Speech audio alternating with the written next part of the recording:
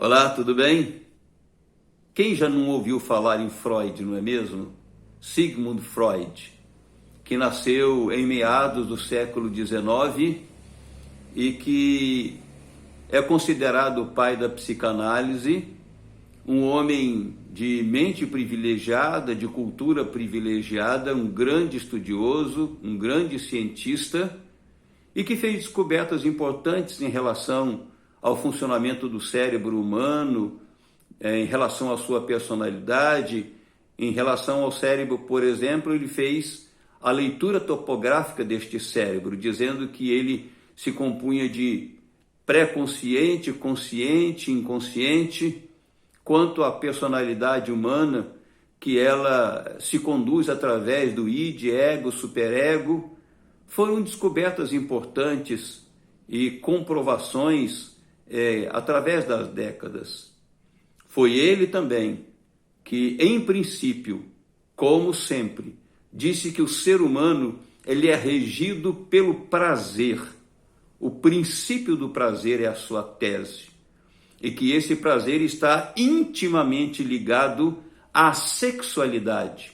Quando o homem vive este prazer, quando o homem é impulsionado através desta sexualidade ou da sensualidade, então o homem está bem, está livre das suas lutas pessoais e tem propulsão para seguir na vida.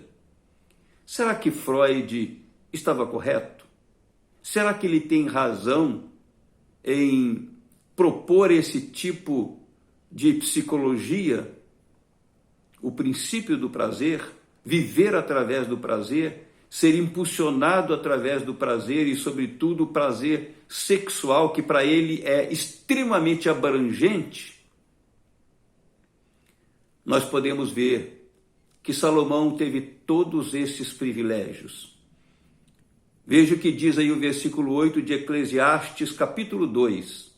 Nós temos visto que este homem desejou buscar a alegria, o gozo e a felicidade, e ele pôs-se então a buscar isso e tentou de variadas formas. Nós já vimos algumas. E hoje eu quero ler para você aqui no versículo 8 as seguintes palavras: provi-me de cantores e cantoras e das delícias dos filhos dos homens, mulheres e mulheres. Versículo 10: tudo quanto desejar os meus olhos não lhes neguei, nem privei o coração de alegria alguma. É uma descrição muito clara que Salomão teve todas as possibilidades de prazer na sua vida. Em primeiro lugar, ele destaca aqui a questão dos cantores e cantoras. Depois, está expresso de forma muito clara, explicitamente, que ele também se proveu das delícias dos filhos dos homens. E o destaque aqui, após os 2 pontos, é esse: mulheres e mulheres. E diz também que tudo quanto desejou seus olhos ou o seu coração, ele não lhes negou. Portanto, este homem, ele teve toda a possibilidade de dizer que em vida, diante do que ele buscou nos prazeres, que ele se realizou total e plenamente.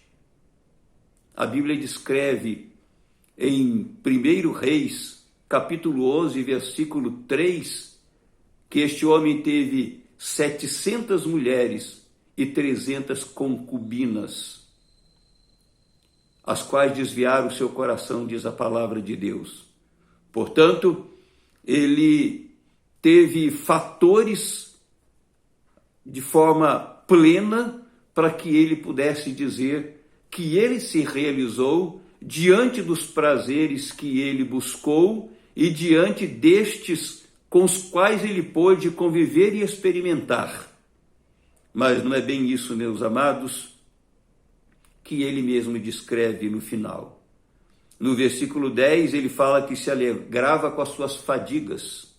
No versículo 11, e eu repito novamente a leitura deste versículo, porque é a conclusão de toda a sua busca, ele disse: considerei todas as obras que fizeram as minhas mãos, como também o trabalho que eu, com fadigas, havia feito, e eis que tudo era vaidade e correr atrás do vento, e nenhum proveito havia debaixo do sol. Portanto, nós vemos que Salomão teve mais uma experiência, neste momento, de cercar de todo prazer possível, mas esses prazeres também não realizaram a sua alma e o seu coração.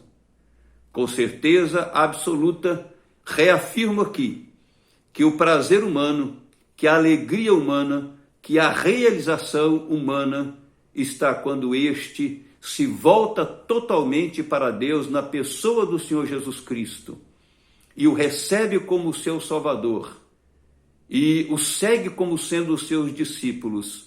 Aquele que recebe a Jesus Cristo como Salvador e pratica os seus princípios, este é aproximado de Deus.